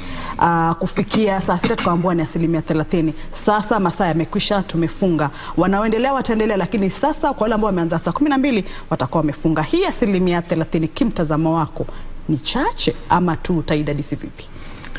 Asante sana kwa kuwa nami hapa ama kunikaribisha huku studio. Hii 30% kufikia saa 6 ni chini. Sababu hapo bado masaa kidogo tu ifike saa 11 na sasa kumeshafungwa. Kwa hivyo ni kuomba tu iwe ni watu ambao walikuwa wamekimbia labda kazini kisha wakasema watarudi masaa ya jioni. Mimi ni mmoja wao, sababu nilikuwa na shughuli kidogo, lakini shughuli ile nilikuwa nayo ilikuwa ni ya kupeleka mwenzangu ambaye kwa sikii vizuri. Nikampeleka pale akapiga kura vizuri, akamaliza, nikarudi nyumbani, kisha mimi nikatoka nikaenda nikapiga kura. Kwa hivyo tuwe na imani. Nafikiri watu watajitokeza, na ni vizuri walitoa hiyo habari mapema. Kisha watu wakaona kumbe watu hawajakwenda. Na wale wakirudi, kila kukutana mtu anakuambia mistari si mirefu, naenda tu mara moja utapiga mara moja. Nimeona mtandaoni watu wakiweka vidole vyao alama kwamba nimepiga. Nimepitia dukani kidogo, watu wanaulizana sikuuzii kama unionyeshe kama umepiga. Kwa hivyo kuna ule msisimuko watu waende wapige. Kwa hivyo tutakuwa optimistic vile Waingereza wanasema. Wacha tusikize hizo namba vile zitakavyokuwa. Na wewe mwenyewe nakuona umepiga, kidole chako kina alama. Kweli. Kumekuwa na hitilafu mbalimbali katika vituo vya kupiga kura. Sijui kama umepigia wapi, kituo chako kilikuwa sawa, wewe ulivyopiga hatua ilikuwa vipi? Pengine unaweza tu kutueleza. Mimi nimepigia Mbagathi primary, hiyo ni constituency ya Kibra. Mpangilio ulikuwa mzuri, tumepanga mstari pale. Jua lilikuwa limewaka kidogo, so wenye vipara kama sisi kidogo waliumia. Nilipofika pale karibu na ile Kimskit, nafikiri iliisha moto. Sasa nikawa mwangalifu sana nione sasa kutenda vipi. Nikaona wale maafisa wamesemezana pale kidogo, nikaona wameleta power bank, wakaweka katika ile kit, wakaweka mapassword zao ikawaka, na tukaendelea tena kupiga vizuri. Ni zile backup kits. Zile backup power. Ile kit ilibaki pale, lakini walileta battery nyingine, ile inaitwa power bank. Wakaja wakaiweka pale, ile kit ikawaka. wakaendelea vizuri na tukaendelea kupiga vizuri. Kwa hivyo kulikuwa na wazee pia walikuwa wanaletwa mbele pale, tunawapisha wanaweza wenye ulemavu, wazee, wale wagonjwa, mama wajawazito walikuwa wanapewa nafasi zao kwanza. Nafasi wanapita pale. Na sasa shughuli hii ya leo kwa mujibu wa taarifa kutoka wizara kupitia waziri mwenyewe wa usalama wa kitaifa na vile vile IBC wamesema hakuna matukio mengi ya utovu wa nidhamu na mambo kama hayo. Labda hili linaashiria nini? Linaashiria kwamba labda ni ukomavu wa kisiasa kwa Wakenya ama inakuwa vipi? Kuna ukomavu mara 2 ama mara 3. Kwanza IBC imetumia teknolojia sana na wameweza kuongea na watu na kumekuwa na kuelewa kwa mwananchi kwamba ili shughuli yote ya kupiga kura itaendelea hivi na hivi na hivi. Kwa hivyo hapo tuwape kongole. Wao pia wametumia hiyo teknolojia kuhakikisha kwamba mambo yanaenda vizuri. Kuna uwazi fulani pale, nafikiri imeleta imani.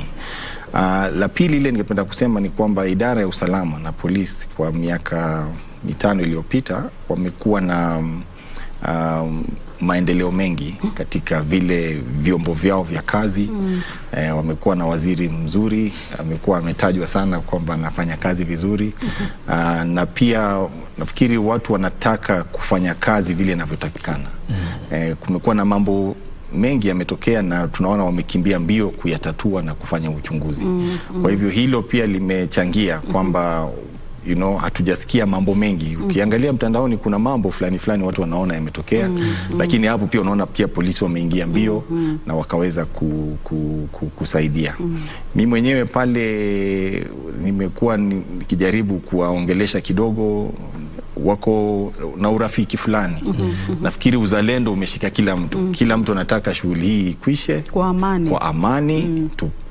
Wakenya waongee, sauti yao iheshimiwe na maisha yaendelee mbele. Na kura zimekamilika leo.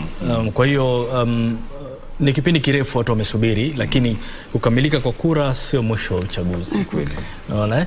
Sasa ushauri wako wewe kama mwanauchumi, kwa sababu kuna mambo mengi ambayo huenda yakaathirika na uchumi iwapo tukizingatia historia ya chaguzi zilizopita, ghasia na vitu kama vile. Ushauri wako kwanza kwa Wakenya ambao tayari wametekeleza haki yao ya kikatiba na wale pia ambao hawajatekeleza haki ya kikatiba, baada ya saa hizi kufanyike nini? Ningependa tu kuomba Wakenya kwamba tusiwe na moyo wa kuingia katika haya mambo sana. Tumengoja miaka hiyo mingi na ni siku moja vile tulikuwa tunaambiwa, na kama wewe umeenda ukapiga kura ukaona ni dakika kidogo tu umepiga ukatoka. Wazo langu ni kwamba Wakenya sasa turudi kwa shughuli zetu za kawaida. Watoto wetu wako nyumbani, mashamba yetu yanakwekwe, turudi shambani tukalime, tufungue maduka yetu, tuendelee maisha yetu kawaida. Atakayechaguliwa tulishawaambia tutaka nini, na tutapata nafasi zingine nyingi za kuwaongelesha na kuwasukuma na kuwapatia mawazo yetu, na wakicheza tena si miaka mingine 5 itakuja na tutawachagua tena ama watatoka. Kwa hivyo hilo ndio wazo langu kwanza, kwamba tumeshafanya jukumu letu kama Wakenya. Tumetoka pale nje, tumepiga kura, sasa turudi manyumbani tutulie. Kesho turudi zetu makazini, tuendelee na maisha yetu kama kawaida. Wale ambao watashindwa, tafadhali msiwe watu wa kuwa na roho ngumu. Ikiwa wewe ulikuwa unataka kuwa kiongozi na ulikuwa kweli unafikiria mambo ya wananchi, atakayeshinda atakuwa amepewa ile nafasi ya kuongoza na kutekeleza. Enda umsaidie kimawazo, na wewe ambao umeshinda, nyorosha mkono, muite mwenzako, kaeni pamoja, sote ni Wakenya, tuweze kuendelesha nchi sote pamoja mbele. Naam, Davis, tutarudi kwako tuzungumzie masuala mengi zaidi, lakini kwa sasa mwanahabari wetu Wycliffe Okech katika kaunti ya Kisumu naarifiwa ana mawili matatu ya kutufahamisha. Kumbuka dakika 7 zimekatika, ama dakika 9 zishakatika tangu vituo vya kupiga kura vilivyofungua saa 12 ama vilivyofunguliwa saa 12 asubuhi. Kwa sasa vimeshafungwa na wale walio ndani wanaendelea kumalizia zoezi. Wale waliomaliza tayari wanajipanga katika kuanza shughuli nzima kwa hesabu. Wycliffe, tafadhali tuarifu uko uliko, hali iko vipi? Je, vituo vimefungwa ama kumekuwa na hitilafu za hapa na pale? Naam, asante sana mwenzangu Kamchemenzo akiwa Nairobi, na tunakujia mbashara kutoka kaunti hii ya Kisumu, ambapo pahali ambapo niko kwa sasa ni shule ya msingi ya Ojola, ambapo ni kituo ni moja vile vituo ambavyo vilitumika kwa ajili ya kupiga kura, ambapo shughuli hiyo ilianza jinsi ambavyo umeweza kusema, shughuli hiyo ilianza saa 12 asubuhi, na Wakenya tu waliweza kujitokeza ili kushiriki katika zoezi hili. Pale ambapo niko ni katika eneo bunge la Kisumu West, ambapo shughuli hiyo pia ninaweza kuripoti kwa ujumla kwamba shughuli hiyo imeweza kuendelea vyema bila dosari, isipokuwa ni changamoto tu kidogo ya hapa na pale, ambapo vituo vingi ambavyo tuliweza kutembelea, changamoto kuu ilikuwa ni kwamba kuna baadhi ya wakazi wa eneo hili ambapo walijitokeza ili waweze kushiriki katika shughuli hii, lakini kile kifaa ama mashine ya kuwatambulisha kidogo iliweza kuleta shida, na pengine na kulazimu wale maafisa ama wasimamizi wa shughuli hii katika vituo mbalimbali kuweza kurejea mbinu mbadala ili kuwawezesha kupiga kura. Kitu ambacho tuko kwa sasa, jinsi unaweza kushuhudia ni kwamba hakuna shughuli za kupiga kura ambazo zinaweza kuendelea hapa. Tuliweza kufika hapa takriban dakika 10 kabla ya saa 11 kuhitimu, na kwa muda huo hakukuwa na shughuli ya kupiga kura, kwani zile foleni ambazo zilikuwa zimeweza kupigwa hapa kutoka asubuhi zilikuwa zimeweza kupungua. Na labda kwa sasa utaniruhusu labda nijiunge naye mmoja wa wasimamizi wa shughuli hiyo katika kituo hiki, pengine atueleze tu kidogo shughuli hii imekuwa vipi tangu asubuhi, na turnout ama ile wa Kenya ambao walijitokeza kupiga kura imekuwa vipi kutoka asubuhi. Sir, you are one of the polling presiding officers at this center probably. You can just give us a brief outlook of how the voting exercise has developed since morning up to now. Thank you so much. We started our voting process at 6:02. The turnout was heavy in the morning up to around midday. Then towards lunch and after, the number went down. The main challenge that we encountered was the fingerprint. Actually identifying them using their fingerprints, most especially the elderly. Their fingerprints could not be read. This perhaps could be attributed to old age, so we resorted to finding them using their faces. So it required my authentication, and when I did that, their details popped up, and we allowed them to vote. Do you have any cases of where, because in some stations you could find some voters turning up to vote, but then their particulars could not be captured completely through the BVR and again the manual register? What was the redress for that? We only had one case. Somebody whose details showed that he was registered in somewhere, Manyata constituency, somewhere in Kitui, those ends. So that was beyond our powers. We simply told him to go and perhaps vote where he registered as a voter. The second was one who was registered in a nearby polling center. We actually allowed that lady to go and vote in that polling center. Okay. Yes. And by the time before we got here, about 10 minutes before the 5 o'clock clocked, there was no voting exercise. Probably you can just give us the number of registered voters in your station, and what was the turnout by the time, actually before that time we arrived? When you actually came, first of all, we have a total of 498 voters. And at the time you came, 356 had voted. They had cast their votes, and that was quite a good number, translating to 71% not so bad compared to other streams within this polling center. Okay. Yes. All right. Asante sana. Kamche, huyo ni mmoja wa wasimamizi wa shughuli hii ya kupiga kura katika kituo hiki cha kupiga kura, kitueleza kwamba shughuli hii imeweza kuendelea kwa amani, na pia dosari zimekuwa chache tu, ikiwa ile ya mashine kukosa kutambua ama kutambulisha baadhi ya wale waliojitokeza hapa kushiriki katika shughuli hiyo, ikiwa kwamba akisema jinsi umeweza kusikia akisema kwamba pengine dosari kama hii imeweza kutokana na ule umri wa wale ambao waliweza kujitokeza, lakini kulikuwa na mbinu mbadala ya kuwatambua na hivyo basi kuwawezesha kushiriki katika shughuli hiyo.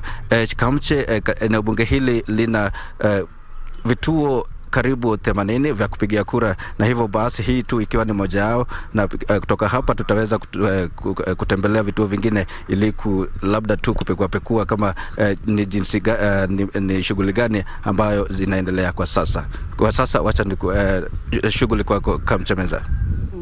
Wycliffe Okech, mwanahabari wetu kutoka kaunti ya Kisumu, akitujuza mawili matatu ya jinsi shughuli nzima ya upiga kura ilivyofanyika. Hapo alikuwa katika kituo kimoja ambapo msimamizi wa kupiga kura katika kituo hicho alikuwa anaeleza tu visa viwili vitatu vilivyoonekana hapo, lakini amesema hali ilikuwa shwari. Waliotatizika kama wale wazee ambao umri umekuwa mwingi wametatizika na alama za vidole, lakini kulikuwa na njia mbadala ambao wameweza kutambulika na wakatekeleza wajibu wao kupiga kura. Kwa sasa tufululize kutoka Kisumu tuingie kaunti ya Trans Nzoia ambapo mwanahabari wetu Ben Chemobo Chumba amekita kambi huko kwa siku kadhaa sasa. Ben, kama unanisikia, tueleze vituo vya kupiga kura kwa sasa vinafaa viwe vimeshafungwa kwa wale waliofungua mapema ya asubuhi ya saa 12. Sijui kwako hali iko vipi, Chumba?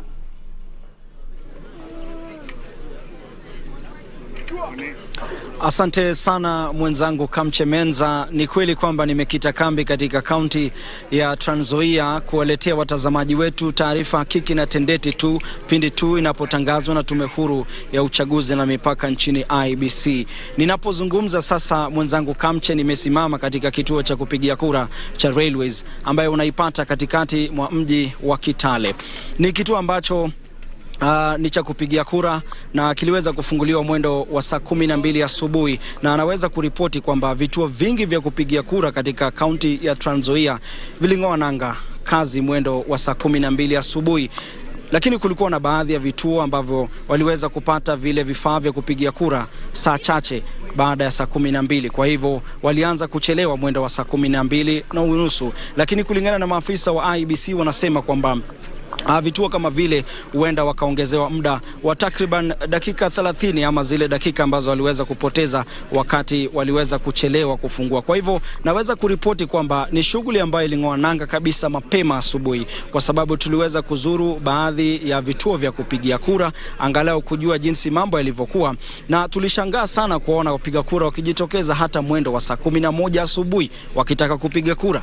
Lakini wale maafisa wa IEBC awange waruhusu kupiga kura kwa sababu zile sheria za IEBC zasema kwamba wakati rasmi wa kupiga kura ni kuanzia mwendo wa saa 12 asubuhi hadi saa 11 jioni. Kwa hivyo ni shughuli ambayo ilianza vizuri, lakini pia kulikuwepo na ripoti za hapa na pale za ama vile vifaa vya KIMS kuweza kukosa kufanya kazi, lakini wale maafisa wa IEBC wanasema kwamba iliwabidi watumie ile sajili ya IEBC kuweza kutafuta majina ya wale ambao walikuwa wanajitokeza kupiga kura. Kwa hivyo nyuma yangu hapa unaona baadhi ya wapiga kura ambao tu labda waliweza kujipata wakiwa wamechelewa na ule muda wa kupiga kura uko umekwisha. Basi kulingana na IEBC wanasema kwamba wale wachache ambao walikuwa kwa safu basi wataruhusiwa kupiga kura. Kumbuka ni shughuli, mtazamaji, ambayo inaendelea katika maeneo mbalimbali ya kaunti hii ya Trans Nzoia ambayo kwa jumla ina maeneo bunge 5. Lakini kwa sasa najiunga na mmoja wa waangalizi ambaye amekuwa akishuhudia, amekuwa akiangalia shughuli hii nzima, ambaye yupo hapa. Karibu sana. Na labda tu mwanzo jitambulishe kwa watazamaji wetu na utueleze ni shughuli hii ambayo umekuwa ukifuatilia kuanzia asubuhi imekuwa vipi? Asanteni sana. Kwa jina naitwa Engineer Singh Rao. Mimi ni mkaaji ya Trans Nzoia County na mimi ndio Secretary General ya County Peace Committee, and tuko hapa kama observer, na tuliona kama kura, watu ya kupiga kura alikuja wengi na waliendelea mzuri utaratibu vile alikuwa anatakikana, na sikuona mambo yoyote yalitokea mbaya, na tunashukuru Mungu sana. Leo hakuna mvua na watu walijitokea kwa wengi sana kukuja kupiga kura. Na tuliweza kuona baadhi ya vituo vya kupigia kura vikiwa na safu ndefu. Je, katika shughuli yenu ya uangalizi mlitaka kujua ni kwa nini baadhi ya vituo vya kura vilikuwa na safu ndefu? Hiyo ilikuwa wale watu walikuwa naingia kwa madrasa ama mahali anaenda kupiga kura. Tuko na wazee na mama wazee. Sasa hawa saa ile naingia huko ndani, ilikuwa naanza kukagua mapicha juu ya hizo forms ilikuwa napatiwa.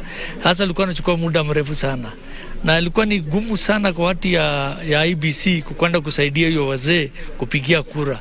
Sasa ilikuwa nawachia nafasi paka wachague ile mtu alikuwa anapendekeza, ndio ilikuwa nafanya line ikakaa mrefu zaidi nje. Lakini vile tulienda kuongea na watu ya officers ile ilikuwa in charge, na hawa akajitolea, akaenda kumwambia watu, akaelimisha, akamwambia kiingia ndani usichukue muda mrefu. Kutoka hapa mambo ikaanza sawa. Sasa tukaona mambo ilikuwa sawa sawa.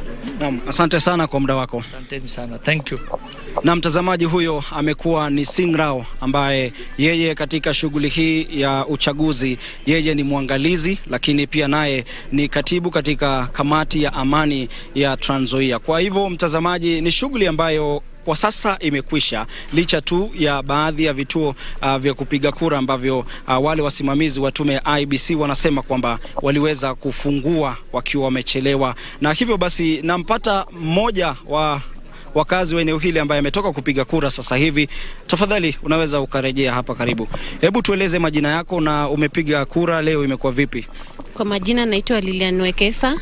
Nimepigia kura, imeenda vizuri, shughuli ya kura imeenda vizuri.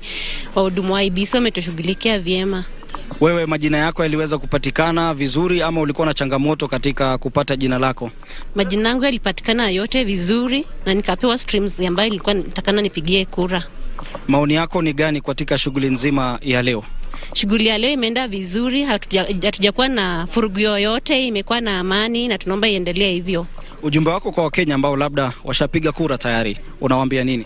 Nawaambia tuende nyumbani, tungoje matokeo, kwa yoyote yatakayotokea tukubali na turidhike na tukue na amani, tupende jirani wetu. Asante sana. Huyo ni mmoja wa kazi ambaye anasema amepiga kura na angependa kuwarai wa Kenya kwamba tayari wakishapiga kura wakwenda wapumzike nyumbani, wasubiri tume ya IBC ifanye kazi yake, kwa sababu kunakuwa na wengi ambao wanasema kwamba wanalinda ama wanachunga kura. Kwa hivyo tu nikufahamishe kwamba katika kaunti ya Trans Nzoia macho yote yameelekezwa katika kiti cha ugavana, na kinyang'anyiro kipo baina ya aliyekuwa mshirikishi wa eneo la Rift Valley George Natembea, ambaye aliweza kupiga kura yake mwendo wa saa 5 asubuhi katika kituo cha kupigia kura ya shule ya msingi ya Milimani ambaye iko eneo bunge la Kiminini. Alafu anamenyana na mwenzake wa Ford Kenya ambaye ni Chris Wamalwa, ambaye pia naye alipiga kura yake leo asubuhi na mapema mwendo wa saa 3 katika kituo cha kupigia kura ya shule ya msingi ya Kiminini ambaye hipo pia katika eneo bunge la Kiminini. Pia hapo awali tuliweza kushuhudia waziri wa ulinzi Eugene Wamalwa ambaye pia naye aliweza kujitokeza na kupiga kura, na saa chache baadaye tukamuona akiwa ameandamana na mama yake mzazi kuhakikisha kwamba mama yake mzazi pia anapiga kura katika kituo cha kupigia kura cha Milimani. Kwa hivyo ni hayo kwa sasa tunayo, mwenzangu Kamche, lakini tumekita kambi hapa sasa. Shughuli za kuhesabu kura wakati wowote huenda ukaanza kutoka sasa. Tutawaarifu watazamaji wetu jinsi tu mambo yatakavyokuwa yanajiri katika upande huu wa Trans Nzoia. Kwako Kamche. Tunaye hapa lakini nataka nimpokonye kipaza sauti kidogo, lakini shukran kwa ujumla kwa kutupatia tafsiri ya mambo yalivyokuwa na kutuonyesha taswira kamili ya mambo yalivyokuwa kupitia picha pamoja na maongezi ya baadhi ya walioshiriki katika shughuli nzima ya uchaguzi katika eneo hilo la Trans Nzoia. Mbali na hapo pia tunaye mwanahabari wetu katika kaunti ya Baringo.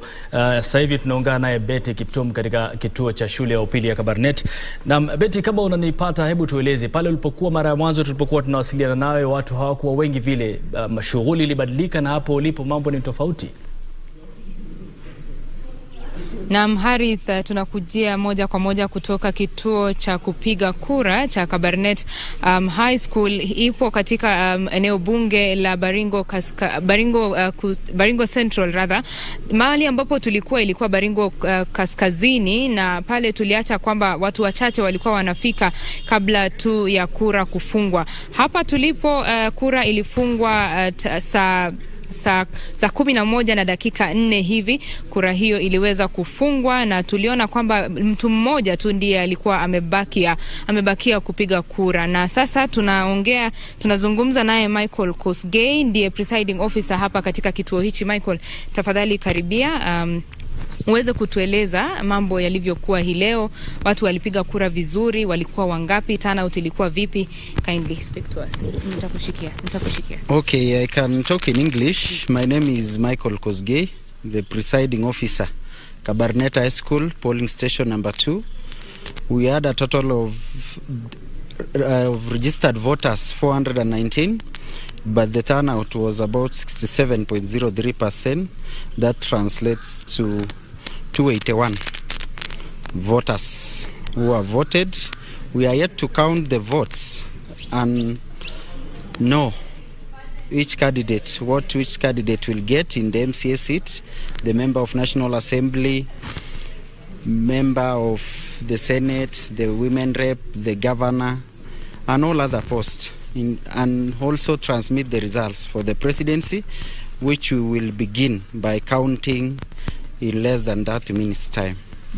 And how has the exercise been? Has it been smooth? Have there been any occurrences during the day?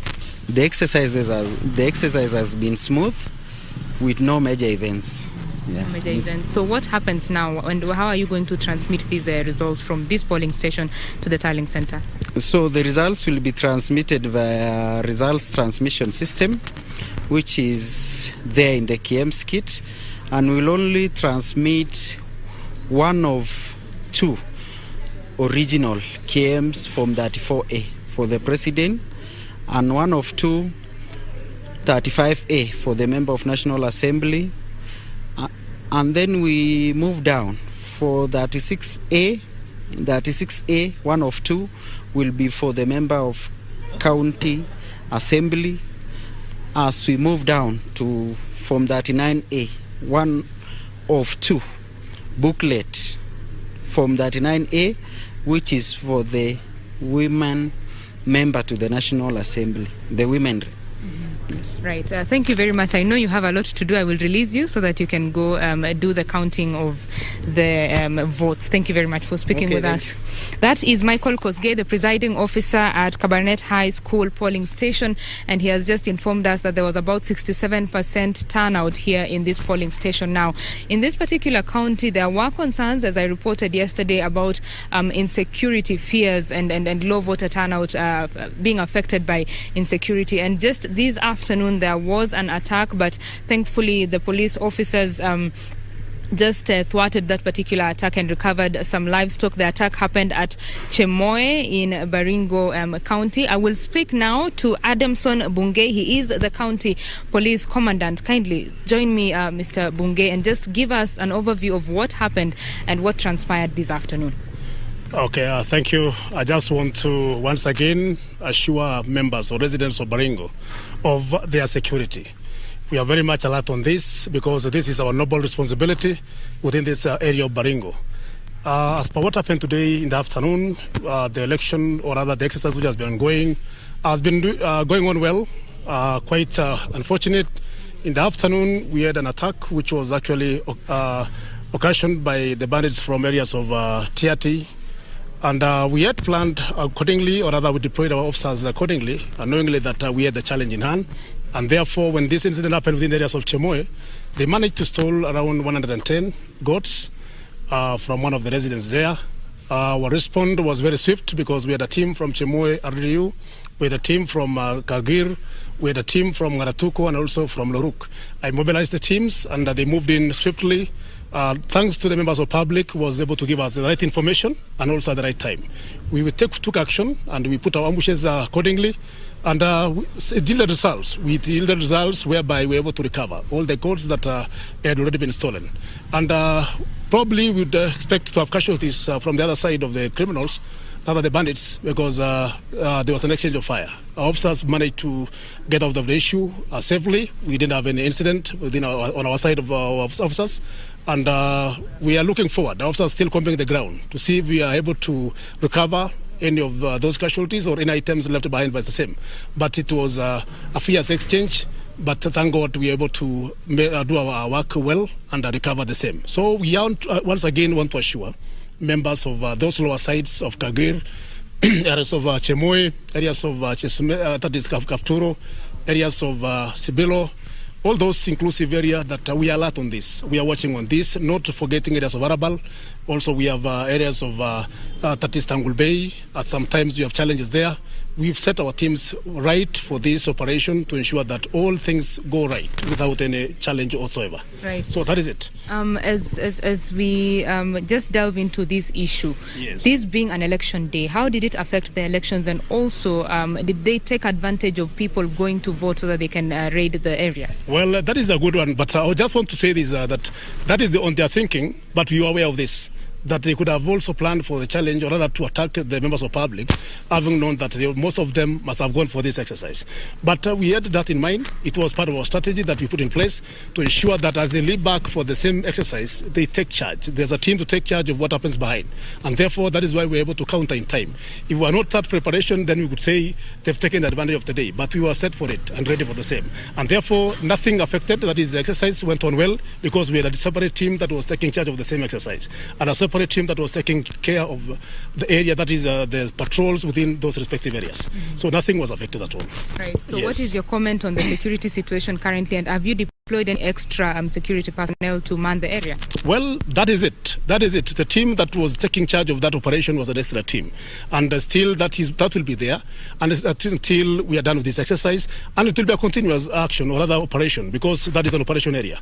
As of now, it is an action that is ongoing and will continue the same. So we want to assure members of public to be assured of their security because we are there for it and we will take charge of that. Right. Thank you. And apart from the attack in Chemoe, during the voting exercise, has there been any reported incident? So far, within the entire Baringo, we don't have an incident. I can say want to appreciate the members of public for their conducts and also the aspirants and any participant of this exercise. It has been a good one for the Baringo teams, and we are looking forward for a better one as we end up now the exercise. I just want to assure the residents of Baringo that let us remain calm. And we wait for the results as we've done our part. That is the good image that we can give our country from this county. That is what I can say to my people from Baringo. Thank you very much for speaking with us. That is Adamson Bungei. He is the county police commandant, and he has been speaking to us about an incident that occurred a little bit earlier within the day, and thankfully it was thwarted. Those 110 heads of cattle were recovered, and he says that the security is tight in that area. Well, that is the latest from here. We shall now proceed to cover the counting exercise, the vote counting exercise, and we shall be updating you as the results begin to trickle in. Harith and Kamche in studio. Na Betty Kiptum kutoka eneo hilo la Kabarnet lililo katika kaunti ya Baringo, na mengi yamezungumza, lakini cha msingi bado tunazidi kuona kwamba vyombo vya usalama vinajitahidi kuhakikisha kwamba hakuna machafuko yoyote, pamoja na unajua maeneo hayo yanajulikana sana kwa wizi wa mifugo, na labda baadhi yao walitaka kuchukua fursa hii ya watu kwenda kupiga kura kuona wameacha kila kitu na maboma yao yameachwa hivyo kujaribu kufanya wizi wa mifugo, lakini yote hayo yakabatilishwa. Kwa hiyo asante sana Betty Kiptum. Kwa hiyo bali na hayo ya Baringo, pia tuko katika kaunti ya Kirinyaga. Mwenzetu Gladys amekuwa huko siku kadhaa sasa, mpaka leo ameshuhudia kwamba kura zimekamilika, na bila shaka sasa hivi nataka tuungane naye moja kwa moja tupe cha mno. Gladys, hebu tueleze vipi, vituo vingi vimefungwa ama kulikuwa na vile ambavyo vilianzisha shughuli zake kuchelewa mpaka sasa hivi wanaendelea kupiga kura? Asante sana mwenzangu Harith Salim, na bila shaka tunakupata kwa hali iliyoko shwari katika kaunti ya Kirinyaga, na jinsi ninavyosema kwamba usalama unaoimarishwa katika kaunti ya Baringo ni usalama wa kando na masuala ya kura, ni usalama pia wa kuimarisha usalama wa mifugo. Na hapa katika kaunti ya Kirinyaga, Harith, ni kwamba usalama uliopo ni usalama wa kulinda kura. na ilivyoko kwenye katiba na kwenye sheria ni kwamba ifikapo mwendo wa saa 11 jioni vituo vya kupigia kura vinafaa kuwa vimefungwa. Na hapa nilipo kuna jumla ya vituo 6 vya kupigia kura, na kufikia sasa kulingana na kanuni wasimamizi wa vituo hivi wamefunga vituo 4 kutokana na kwamba ifikiapo mwendo wa saa 11 watu wote walikuwa wameshapiga kura. Lakini kando na hivyo ni kwamba kuna foleni mbili upande ule mwingine wangu wa kushoto, nitakuwa na kuonyesha kulingana na hali ilivyo katika eneo hilo. Lakini kwa sasa iwapo mpiga picha wangu atakuja tu tukuonyeshe taswira iliyoko katika mojawapo ya kituo ambapo shughuli ya kuhesabu kura ndio mwanzo wanajitayarisha. Na katika mkono wangu wa kulia unamuona afisa wa polisi kuhakikisha kwamba sheria zilizopo zinafuatwa, kwamba hakuna mtu anayekuja katika kituo cha kupigia kura na pengine pia kuruhusiwa kupiga kura baada ya muda uliowekwa na tume ya IEBC na kama ilivyoko pia katika swala la kisheria. Upande wangu huu ni shughuli imekamilika. Vibango ama vifurushi vilivyokuwa vya kupigia kura tayari vimefungwa, na natumai kwamba wakati wowote kufikia sasa anayesimamia kituo hiki atakuwa anawaongoza maajenti pamoja na wasimamizi wenzake wa kura kuhesabu kura hizo. Caroline, naomba uje hapa utueleze shughuli imekuwa vipi hii leo. Mulianza kwa wakati, mmeshuhudia visa vyovyote, hali imekuwaje? Asante sana. Kwa jina naitwa Mwaure'S. Mimi ndo nimekuwa msimamizi katika hii polling station. Na naweza sema niko na furaha sana, tumekamilisha vizuri, hatujaripoti kisanga yoyote, kila kitu imeenda shwari. Naam. Pengine kuna visa ambavyo maeneo mengine walichelewa pengine kufungua, pengine kituo chako ulifungua inavyotakikana mwendo wa dhenashara asubuhi, na kwa nini pengine kwa manufaa ya mtazamaji ifikapo saa 11 tayari umeshafunganya? Okay, naweza sema si tulibahatika, tulifungua kwa wakati. Dhenashara tulikuwa tumefungua, watu walikuwa wamepanga laini kwa wakati. Tulifungua, watu wa maagenti walikuwa wamefika, clerks walikuwa ready, tukaanza. So voters walikuja wengi, wakapanga laini masaa ya asubuhi, na ndio maana jioni unaona hawako wengi. Naam. Na tumemuonyesha mtazamaji kwamba hivi vijisanduku tayari naona umeshavifunga. Caroline, sijamalizana nawe. Pengine sasa sasa manake naona vifurushi hivi vimeshafungwa. Sasa hatua inayofuata ni ipi? Hatua inayofuata sasa tunataka kukuja tuanze sasa juhudi ya kucount hizi votes. Na katika kuhesabu kura kuna swala la kwamba maajenti wawepo ndiposa kuwe na usawa na kukubaliana kuhusiana na kura ambavyo zimepigwa. Pengine mikakati gani umeweka ili kuhakikisha kwamba kuna uwiano na makubaliano ya kura mbalimbali katika kituo hiki? Naam, kama unavyoona hao ni maajenti wako wa parties na independent candidates wako hapa. So tumeelewana ni kura gani tutahesabu, ni gani tutahesabu. Lakini tunatumaini because we had voter education, tutakuwa na kura zenye varied zote. So tutapiga kura, tutacount the votes, na tumekubaliana na maagent kuwa kila kitu itaenda shwari. Asante sana Caroline. Mtazamaji, huyo ni Caroline, mojawapo wa wasimamizi wa kituo cha kupiga kura. Na nilipokuwa hapa asubuhi, mtazamaji, kuna kitu kimoja kilinigusa sana. Na mzungumzia huyu mama, nakumbuka kwamba mtazamaji, najua ulimuona mwendo wa asubuhi, dhenashara na mtoto wake amekuja.